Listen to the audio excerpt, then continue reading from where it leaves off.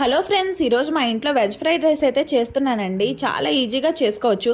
ముందుగా ఒక బౌల్ తీసుకొని కొంచెం ఆయిల్ వేసుకొని, ఆయిల్ వేడెక్కాక చిన్నగా కట్ చేసుకున్న వెల్లుల్లిపాయ ముక్కలు వేసుకొని, తర్వాత పచ్చిమిర్చి వేసుకొని అవి కొంచెం వేగాక ఆనియన్స్ వేసుకొని బాగా వేయించుకోవాలి.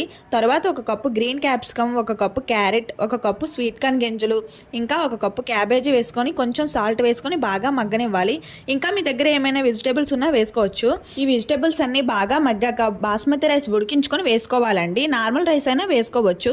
వీటిని బాగా కలిపి కొంచెం పెప్పర్ పౌడర్, నిమ్మరసం వేసుకొని బాగా కలుపుకోవాలి. నేనైతే ఇక్కడ సోయా సాస్ వెనిగర్ వేయట్లేదండి. మీ దగ్గర ఉంటే ఈ టైంలోనే సోయా సాస్ వెనిగర్ వేసుకొని కలుపుకోండి. నేను వెనిగర్కి బదులుగా నిమ్మరసం వేసి అయితే కలుపుకుంటున్నాను. ఇవన్నీ బాగా కలుపుకున్నాక లాస్ట్లో కొత్తిమీర వేసి దించేయడమేనండి. చాలా అంటే చాలా బాగుంది టేస్ట్. సేమ్ బయట తింటాం కదా అలానే ఉందండి. ఈ వీడియోకి ఇంతే ఫ్రెండ్స్. నెక్స్ట్ వీడియోలో కలుద్దాం. నచ్చితే లైక్ చేయండి. Bye bye.